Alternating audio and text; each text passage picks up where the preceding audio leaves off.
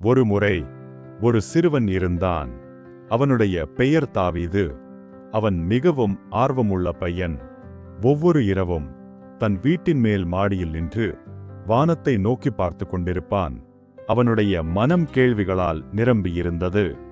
அவன் தன்னிடம் அடிக்கடி கேட்டுக்கொள்வான், இந்த நட்சத்திரங்கள் யாரால் படைக்கப்பட்டவை? சூரியன் எப்படி இவ்வளவு வெளிச்சம் தருகிறது? என்ன காரணத்தால் பூமி சுழல்கிறது? அவன் வானத்தை நோக்கி பார்த்தபோது அவனுடைய மனதில் ஆச்சரியம் நிரம்பியிருந்தது. அவனுடைய தந்தை ஒரு தெய்வீக ஞானமுள்ள மனிதர். ஒருநாள் தாவீது கேட்டான், அப்பா, யாரு இந்த பெரிய உலகத்தை இப்படி சீராக படைத்தது? அப்பா மெதுவாக புன்னகைத்தார். வானத்தை நோக்கி விரலால் காட்டி சொன்னார், பார் மகனே, இவை எல்லாம் நம்முடைய பிதாவாகிய தேவனின் அற்புதமான படைப்புகள்.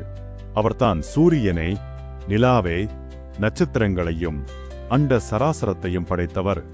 அப்பா சிரித்தபடி மேலும் சொன்னார், மகனே, தேவனுடைய படைப்புகள் வானத்தில் மட்டும் இல்லை, அவர் பூமியையும் அழகாக அலங்கரித்துள்ளார். மென்மையான இதழ்களுள்ள பூக்கள், பசுமையாக ஆடும் இலைகள், இனிமையாக கூவும் பறவைகள், இவை எல்லாம் தேவனுடைய கைவண்ணம். ஒவ்வொன்றிலும் அவருடைய அன்பும் அறிவும் வெளிப்படுகிறது. தாவீது வியப்புடன் கேட்டான், அப்பா, தேவன் இத்தனை பெரிய உலகத்தை படைத்தார் என்றால் நம்மைப் போல சிறிய மனிதர்களையும் அவர் நினைக்கிறாரா? அவன் முகத்தில் ஆச்சரியமும் அன்பும் கலந்திருந்தது. அப்பா மெதுவாக சிரித்தார். ஆம் மகனே, அவர் மிக பெரியவரும் அதே நேரத்தில் மிகுந்த அன்புடையவரும் ஆவார். வானங்களையும் கிரகங்களையும் படைத்த தேவன் நம்முடைய இதயத்தையும் படைத்திருக்கிறார். அதனால்தான் அவர் நம்மை ஒவ்வொரு நாளும் கவனித்து வருகிறார். அந்த வார்த்தைகள் தாவீதின் மனதை ஆழமாக தொட்டது.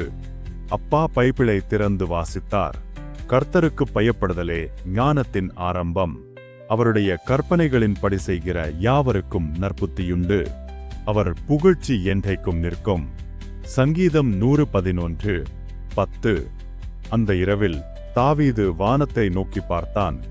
அவன் மனம் புதிதாய் ஆனது. சூரியன், நிலா, நட்சத்திரங்கள் எல்லாம் ஒரு பெரிய கர்த்தாவின் கைவண்ணம் என்பதை அவன் உணர்ந்தான். அவனுக்கு புரிந்தது, பிதாவாகிய தேவன் சிறந்த சிற்பாசாரி. லோகாஸ், அதாவது இயேசு கிறிஸ்து, சிறந்த கட்டுனர். அவர்தான் பூமியையும் வானத்தையும் மனிதனையும் துல்லியமாக வடிவமைத்தவர். அது தாவீதின் இதயத்தில் நித்திய உண்மையாக நிலைத்தது. அந்த நாள் முதல் தாவீது ஒவ்வொரு இரவிலும் வானத்தை நோக்கி ஒரு ஜெபம் செய்வான். கர்த்தாவே, நீர் உருவாக்கிய பிரபஞ்சம் எவ்வளவு பெரிதாக இருந்தாலும் என் சிறிய இதயத்திலும் நீர் தங்குகிறீர். உமக்கு மகிமை உண்டாகுக. அந்த ஜெபம் வானத்தில் ஒலித்து நட்சத்திரங்கள் போல மினுமினுக்க தேவனின் மகிமை அவனுடைய இதயத்தில் நிலைத்தது. நம்முடைய தேவன் பரந்த பிரபஞ்சத்தை கையில் வைத்திருப்பவர். ஆனால் அதே தேவன் உங்களுடைய இதயத்திலும் தங்க விரும்புகிறார். அதுவே அவருடைய மகிமையின்